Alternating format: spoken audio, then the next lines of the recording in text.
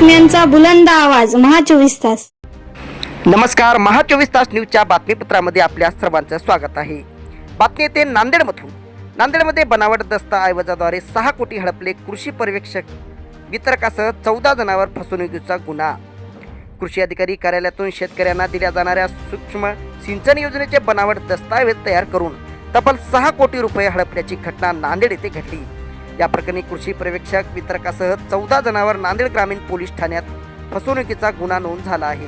या प्रकरणामुळे कृषी विभागातील अनेकांचे धाबे दणाणले आहेत।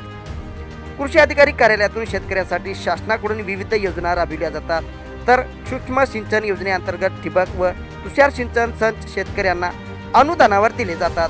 परंतु सतत 3 वर्षे वितरकासोबत संगनमत करून खोट्या दस्तऐवज तयार करून तो खरा असल्याचे शासनाला भासून काही जणांनी 5 कोटी 98 लाख रुपयाचा भ्रष्टाचार केल्याचं समोर आलं आहे। सन 2021 ते 2023 मध्ये कृषी पर्यवेक्षक व कृषी वितरक यांनी संगनमत करून जिल्ह्यातील सूक्ष्म सिंचन योजनेतील शेतकऱ्यांना वितरित केलेले ठिबक आणि तुषार संचाचे बनावट कागदपत्रे तयार करून कोट्यावधी रुपये हडप केले। या प्रकरणी नांदेड ग्रामीण पोलीस ठाण्यात 14 जणांविरुद्ध फसवणुकीचा गुन्हा नोंद झाला आहे। पोलीस स्टेशन नांदेड ग्रामीण येथे कृषी विभागाची ठिबक सिंचन योजना जी आहे त्या संबंधाने गुन्हा दाखल करण्यात आलेला आहे। याच्यामध्ये IPC 420, 465, 467, 468, 471, 34 अशा पद्धतीने गुन्हा दाखल करण्यात आलेला आहे।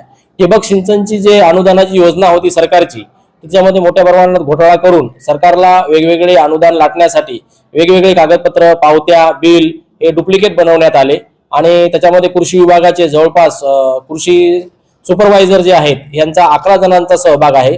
तसेच काही दुकानदार आहेत, काही शेतकरी आहेत, अशा एकूण 14 लोकांवर सध्या गुन्हा दाखल करण्यात आलेला आहे। याच्यामध्ये जवळपास 6 कोटी रुपयाचा अफार झालेला आहे। यावरून नांदेड ग्रामीण पोलीस स्टेशन येथे गुन्हा दाखल करण्यात आलेला आहे आणि त्या गुन्ह्याचा तपास सुरू आहे। हे खरे आहे।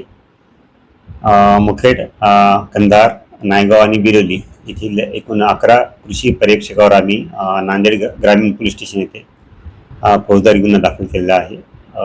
ठिबक तुषार सिंचन गैरव्यवहार जो 2021-22 आणि 22-23 मध्ये आढळला, त्यामध्ये वरिष्ठ कार्यालयाच्या टीमने या ठिकाणी येऊन चौकशी केली होती आणि त्यांच्या चौकशी अहवालाप्रमाणे आणि वरिष्ठांच्या निर्देशाप्रमाणे आम्ही हा गुन्हा दाखल केलेला आहे।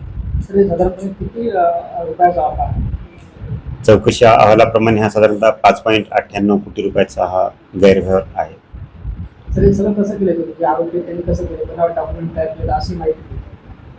यामध्ये चौकशी अहवालात जर आपण अवलोकन केलं तर अनेक प्रकारचे आरोप आहेत। जसं की त्यामध्ये जे दुकानदार आहेत, वितरक ठिबक तुषार संचाचे, त्यांनी उत्पादक कंपन्यांकडून जे काही त्यांना साहित्य प्राप्त होते, त्या प्राप्त साहित्याच्या साधारणतः 20 ते 25 पट साहित्याच्या पावत्या त्यांनी दिल्या आणि त्या आधारे प्रस्ताव या ठिकाणी अनुदानासाठी जिल्हास्तरावर आले आणि त्यामध्ये पेमेंट झालं होतं। परंतु त्या पावत्या प्राप्त साहित्यापेक्षा जास्त आहेत असं चौकशी पथकाला आढळलं। बऱ्याच ठिकाणी संच आढळलेले नाहीत किंवा नॉन ISI आढळले। तुषार संचाच्या बाबतीमध्ये एम्बॉसिंग आढळलं नाही।